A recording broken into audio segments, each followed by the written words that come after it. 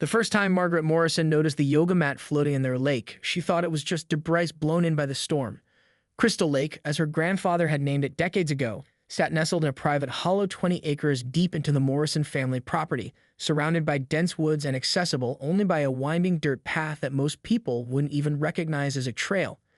The lake had been their family's sanctuary for 3 generations, a place where they came to fish at dawn, swim on summer afternoons, and teach their children to skip stones across the mirror-smooth surface.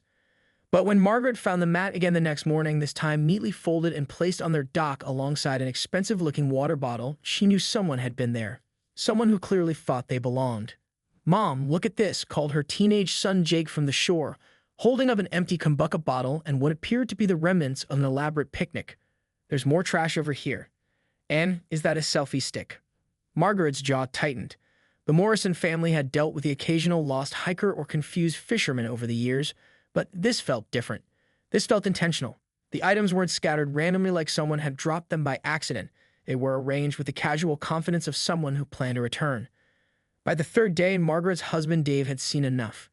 The mystery visitor had left behind a portable speaker, still warm to the touch, and the grass around their favorite picnic spot was flattened in a perfect circle, as if someone had been doing exercises. Dave set up their old hunting camera in a nearby oak tree, angling it to capture anyone approaching the water. They didn't have to wait long. The footage from Thursday morning made Margaret's blood boil. A woman in designer activewear emerged from the woods at exactly 6:47 a.m., moving with the practiced confidence of someone following a familiar routine. She was tall, blonde, and appeared to be in her 40s, carrying what looked like a professional-grade yoga mat and a tote bag that probably cost more than most people's monthly grocery budget.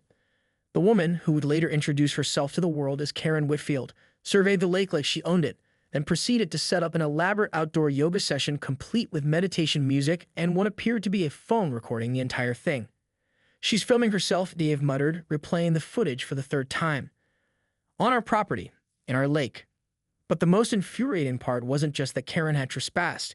It was how comfortable she looked, how entitled. She moved around their dock like she'd been coming there for years, rearranging the chairs they'd left out, using their fire pit to dispose of her empty smoothie containers, even testing the water temperature with her foot before taking what appeared to be a refreshing swim in their private lake.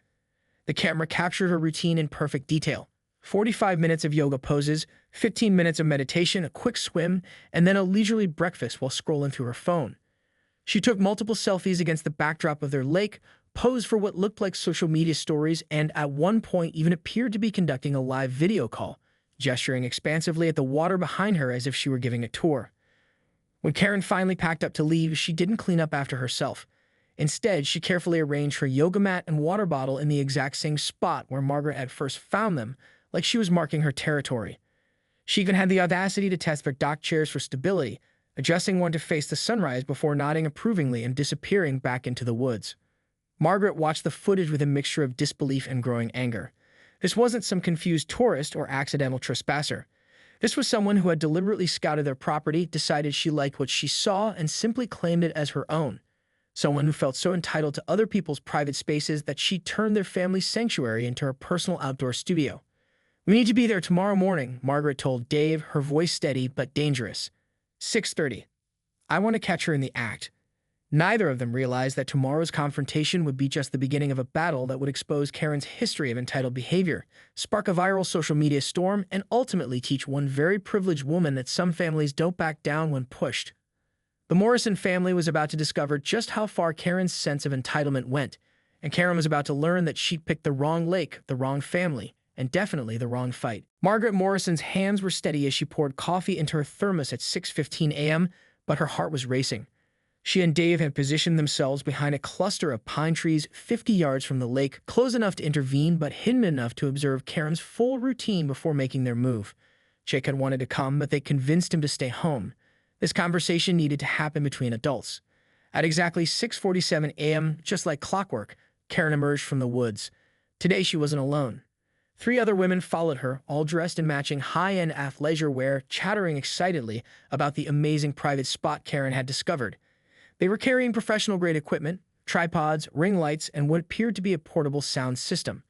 "Oh my God, Karen, this place is incredible," gushed a redhead with a designer yoga mat. "How did you even find it?" Karen's laugh carried across the water as she began setting up what looked like a photo shoot. "I have a gift for discovering hidden gems." The universe just guides me to these magical places. Margaret nearly choked on her coffee. The universe? She glanced at Dave, whose jaw was so tight she could hear his teeth grinding. And the best part, Karen continued, her voice taking on the practiced tone of someone recording content, is that it's completely private. No crowds, no distractions, just pure natural energy. That was enough. Margaret stood up, brushing pine needles off her jeans, and stepped into the clearing.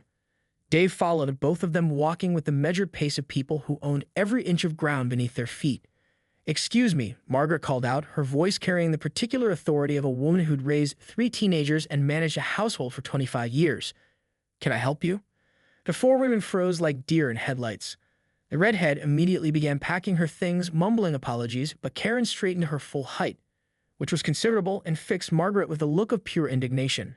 "Excuse me." Karen's voice dripped with the kind of fake politeness that preceded every viral confrontation video. "We're having a private wellness session here. I don't know who you think you are, but you're interrupting something very important." Dave stepped forward, his contractor's hands calm at his sides. "I'm Dave Morrison. This is my wife, Margaret, and you're on our private property." Karen laughed, actually laughed, a sound so condescending that Margaret felt her cheeks flush. "Private property? This is clearly public land. There's no fence, no signs, nothing. If you people think you can just claim random pieces of nature, you're very mistaken." "Ma'am," Dave said patiently, "this lake and the surrounding 20 acres have been in our family for 3 generations. We have the deed, the tax records, and the survey markers to prove it. You're trespassing." But Karen was already pulling out her phone, her thumb moving rapidly across the screen. "This is exactly the kind of harassment I've been documenting. Wealthy people thinking they can intimidate others away from public spaces. Well, I have news for you. I know my rights." Margaret watched in amazement as Karen began recording a video, her entire demeanor shifting into performance mode. "Hi everyone, it's Karen coming to you live from what should be a peaceful morning by the lake, but unfortunately, I'm being harassed by some people who think they own public land." "Turn off the camera," Margaret said firmly. "You're recording on our private property without permission." Karen's eyes lit up like Christmas morning. "There it is. The threats. Are you hearing this, everyone? They're threatening me for simply existing in nature." The 3 friends were backing away now, clearly uncomfortable with the situation escalating. The redhead tugged on Karen's arm. "Karen, maybe we should just go. There are other places." "Absolutely not." Karen shook her off. "I've been coming here for weeks. I have squatters' rights. You can't just kick someone out of a place they've been using regularly." Dave blinked slowly, the way he did when one of his construction clients said something particularly ridiculous. "Squatters' rights? Ma'am, that's not how any of this works." But Karen was in full swing now, pacing back and forth like a lawyer making closing arguments to her phone camera. "What we have here is a classic case of privilege trying to override basic human rights. These people think because they have money, they can gatekeep natural spaces that belong to everyone." Margaret had reached her limit. She pulled out her own phone and began recording. "For the record, this woman has been trespassing on our clearly marked private property for weeks. She's left trash, used our facilities without permission, and is now refusing to leave when asked politely." Karen whirled around, outraged. "You can't record me without my consent." "On her own property?" "Actually can." Margaret's smile was sharp as broken glass. "Just like you've been recording yourself here for your social media without our consent." The color drained from Karen's face. "I don't know what you're talking about." Dave held up his phone, showing Karen's own Instagram page, which he found that morning. 15 posts in the last 3 weeks, all tagged my secret lake and private retreat. You've been advertising our property as your personal discovery. Karen's friends were openly staring now, pieces clicking into place. The redhead took another step back. "Karen, you said this was your family's lake." "I never said that," Karen snapped, but her voice had lost its confident edge. "I said I discovered it. I said it was private. I never claimed to own it." Margaret scrolled through Karen's Instagram, reading aloud. Quote, "Morning meditation at my perfect lake." Quote, "Another sunrise at my personal sanctuary." Quote, "So grateful the universe led me to my own private paradise." Those are just expressions. Karen's voice was getting higher and more desperate. Everyone talks like that on social media. But her friends were already walking away, embarrassed and angry at being dragged into what was clearly Karen's delusional property grab. The redhead called back over her shoulder, "Don't ever invite us to something like this again, Karen." Karen made good on her threat to call the police, but the conversation didn't go quite as she planned. Officer Martinez arrived at the Morrison property 2 hours later, took one look at their property deed and survey maps, and politely explained to Karen, who had insisted on staying to witness the harassment, that trespassing on clearly marked private property wasn't a civil rights issue. But I've been using it for weeks. Karen protested from the passenger seat of her friend's car, having been asked to wait there while the officer spoke with the property owners. That has to count for something. Officer Martinez was patient but firm. Man, length of trespassing doesn't create legal rights. It just makes it more serious trespassing. Margaret thought that would be the end of it. She was wrong. That evening, Jake burst into the kitchen where his parents were having dinner, laptop in hand and eyes wide with disbelief. Mom, Dad, you need to see this. The Crazy Lake lady, she's gone viral. Karen's video from that morning had exploded across social media, but instead of the sympathy she clearly expected, the comments section was a battlefield. Her original followers had done some digging of their own, and what they found was fascinating. Look at this, Jake scrolled through screen after screen of comments. People are posting about her from all over the state. Apparently, this isn't her first time claiming other people's property. Margaret leaned over her son's shoulder, reading in amazement. A woman from Portland had posted Ring doorbell footage of Karen setting up the meditation circle in her front yard, claiming she'd felt called to use the space. A family from Bend had photos of Karen hosting what she called intuitive gatherings in their backyard while they were on vacation, complete with a cash donation box for her spiritual guidance. There's more. Jake clicked to another tab. Someone found her old Facebook posts. She's been doing this for at least 2 years. Dave shook his head as he read post after post. Karen had a pattern. She would find beautiful private spaces, gardens, lakefronts, even elaborate backyards, and simply claim them as her own sacred spaces. She'd invite friends, charge for spiritual experiences. And when confronted by actual property owners, she'd play the victim and claim harassment. Look at this one. Margaret pointed to a particularly detailed comment. She set up a whole retreat business using someone's private beach house while they were deployed overseas. When they came home early and found her there with paying customers, she tried to claim adverse possession. The rabbit hole went deeper. Karen had been kicked out of 3 different yoga studios for boundary violations. She'd been banned from 2 public parks for setting up unauthorized commercial activities. There were small claims, court records, restraining orders, and a pattern of behavior that painted a picture of someone who genuinely believed the world existed for her personal use. But the most damaging evidence came from Karen herself. Her social media history was a masterclass in self-incrimination. For months, she'd been documenting her various discoveries of abandoned and unused spaces that were clearly private property. She posted tutorials on finding your sacred space that were essentially guides to elegant trespassing. She's been monetizing this, Dave realized, looking at Karen's Venmo request history that someone had screenshot and shared. She's been charging people for access to other people's property.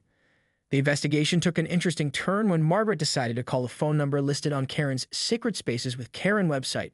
A cheerful voicemail message invited callers to discover hidden natural sanctuaries and book exclusive retreat experiences in pristine, private locations.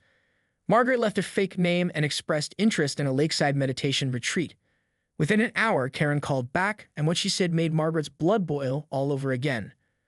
"Oh, you're going to love my private lake," Karen gushed over the phone. "It's completely secluded, absolutely pristine, and I'm the only one who knows about it. I've been cultivating the energy there for months. It's become like my personal power spot, you know." Margaret put the call on speaker so Dave could hear. "And it's definitely private. No chance of being interrupted. Completely private," Karen assured her. "I've never seen another soul there. It's like the universe saved it just for me. I charge $150 for a full sunrise session or $300 for the weekend retreat experience. Cash only, of course." After hanging up, Margaret and Dave sat in stunned silence. Karen wasn't just trespassing. She was running a business on their property. She was charging people money to access their family lake, marketing it as her own private discovery, and had been doing it for weeks. "We need a lawyer," Dave said quietly. "This is fraud." Their attorney, Linda Chan, was fascinated by the case. "I've seen property disputes and I've seen trespassing cases, but I've never seen someone build an entire business model around stealing other people's land," she said during their meeting the next morning. "The good news is she's documented everything herself. The bad news is you're probably not her only victims." Linda's investigation confirmed their suspicions. Karen had similar schemes running at 4 other locations around the state. She found secluded private properties, claimed them as her own sacred spaces, and built a network of clients who paid premium prices for access to what they believed were her exclusive retreat locations. "She's made this into an art form," Linda explained. "She targets properties where the owners don't live full-time, vacation homes, inherited land, rural properties. She counts on people not being there to catch her, and when they do, she tries to intimidate them with legal threats that sound scary but have no basis in law." The most infuriating part was how calculated it all was. Karen had researched each property, learned the owner's schedules, and timed her activities to avoid detection. She created professional-looking websites, built a social media following, and developed a whole philosophy around reclaiming abandoned sacred spaces that was really just elaborate justification for theft. But Karen had made one crucial mistake. She picked a family that fought back. And now, with evidence of her pattern of behavior spreading across social media and a lawyer building a case for commercial trespassing and fraud, her carefully constructed business was falling apart. Margaret watched the comments continue to pour in on Karen's viral video, each new revelation making Karen look worse and worse. Former clients were demanding refunds. Property owners were coming forward with their own Karen stories. Local news stations were starting to call. She wanted to mess with the wrong family, Margaret told Dave as they watched Karen's follower count plummet in real time. Well, she got her wish. Margaret Morrison had always believed in giving people enough rope to hang themselves, but even she was impressed by how enthusiastically Karen was tying the noose. Despite the social media backlash, despite the police visit, despite having her entire fraudulent operation exposed online, Karen doubled down in the most spectacular way possible. 2 days after her viral video disaster, Karen showed up at the lake with a construction crew. Jake spotted them first, calling his parents in panic as he watched from his bedroom window. "Mom, Dad, there are trucks at the lake, like actual construction trucks."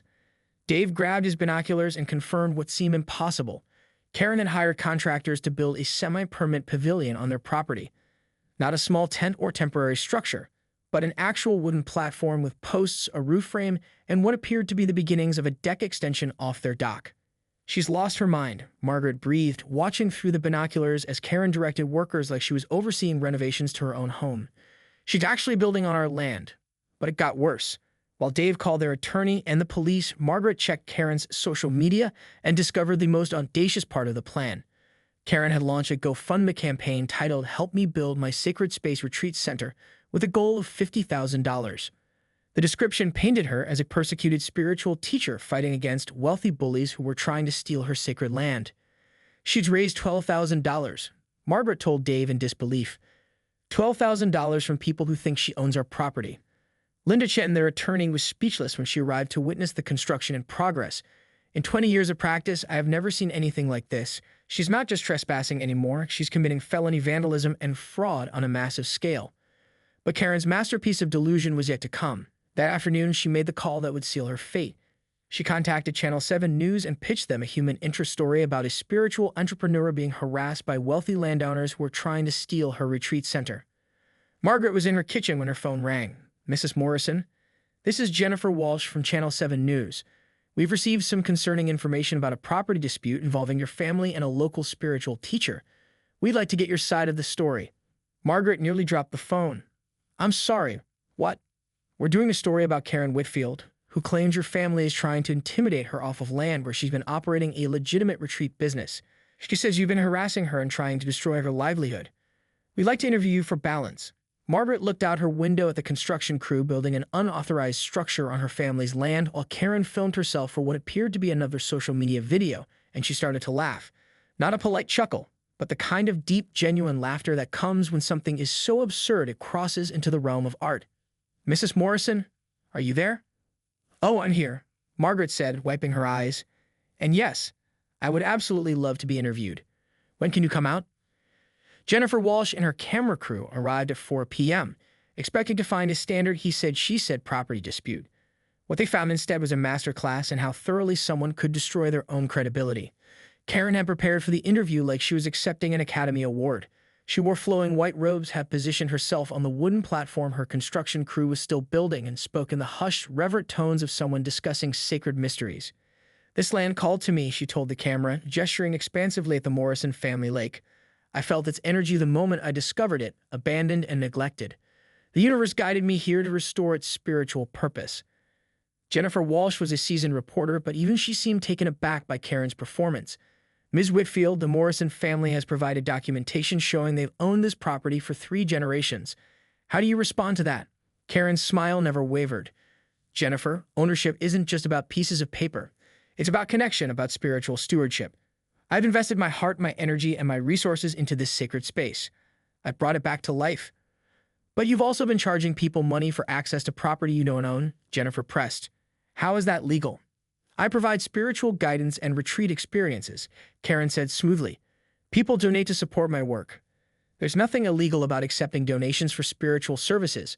Meanwhile, 30 yards away, Margaret and Dave were setting up their own interview with the Morrison family dock. The one Karen's construction crew was currently extending without permission, clearly visible in the background. Dave had prepared meticulously. He brought the original property deed from 1952, survey maps, tax records going back decades, and his phone full of security camera footage showing Karen's escalating trespassing. But his most powerful evidence was sitting right behind him, the unauthorized construction happening in real time. This woman has been trespassing on our property for weeks, Dave told the camera, his contractor's calm never wavering. When we asked her to leave, she claimed squatters' rights. When that didn't work, she started a business charging people for access to our land.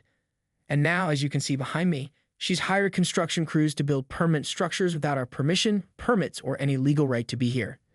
Jennifer Walsh's cameraman was having the time of his life, panning between Karen's spiritual performance and the very real construction happening on what was very clearly the Morrison family's private property. The coup de grace came when Jennifer asked Margaret about Karen's claims of harassment and intimidation. Margaret pulled out her phone and played the recording of Karen's Sacred Spaces sales pitch from 2 days earlier, the one where Karen had explicitly claimed to own the lake and charge $300 for weekend retreats on property that wasn't hers. This is her own voice, Margaret said, simply advertising our family property as her personal retreat center and charging premium prices for access. I don't think we're the ones committing fraud here. As the interview wrapped up, Karen made her final fatal mistake. Emboldened by what she apparently thought was going well, she invited the news crew to film her evening gratitude ceremony with the paying clients who were arriving for her sunset retreat package. Jennifer Walsh looked at her producer, who nodded enthusiastically. They were about to capture Karen's fraudulent business operation in action, on camera, with paying customers who had no idea they were trespassing on private property. Margaret watched from her kitchen window as Karen began setting up for what would undoubtedly be the most expensive sunset she'd ever hosted. The construction crew was packing up for the day, leaving behind a half-built pavilion that would soon become evidence in multiple criminal cases. Karen's retreat clients were arriving with yoga mats and expectations of the spiritual experience they paid handsomely for. And Channel 7 News was documenting every single minute of it. Dave, Margaret called her husband, who was reviewing legal documents with Linda Chen on the porch. You might want to see this. I think Karen's about to provide all the evidence we'll ever need. The sunset retreat that would end Karen Whitfield's fraudulent empire began at 6 p.m. on a Thursday evening that would live forever in local news history. Jennifer Walsh and her camera crew had positioned themselves to capture what they assumed would be a simple spiritual gathering. What they filmed instead was the most spectacular public self-destruction anyone had seen since the invention of social media. Karen had outdone herself for the occasion. She changed into an even more elaborate white ensemble, complete with flowing scarves and enough crystals to stock a New Age shop. Her paying customers, 8 people who had each contributed $200 for the exclusive sunset spiritual experience, arranged themselves in a circle on the unauthorized platform her construction crew had built that morning. Welcome, beautiful souls, to the sacred space that the universe has entrusted to my care, Karen began, her voice carrying the practiced cadence of someone who'd given this speech many times. The Channel 7 camera captured every word as she gestured toward the lake that very clearly belonged to the Morrison family, whose dock she was currently using as a prop. Margaret watched from her kitchen window, phone in hand, as Karen began what she called her gratitude invocation. What Karen didn't know was that Margaret wasn't just watching. She was also on a conference call with Linda Chen, Officer Martinez, and Detective Sarah Kim from the County Fraud Division, who had become very interested in Karen's business model over the past week.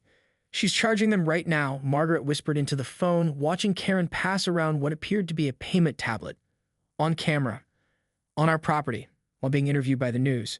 Detective Kim's voice was filled with professional amazement. In 15 years of investigating fraud cases, I have never seen someone provide this much evidence against themselves voluntarily.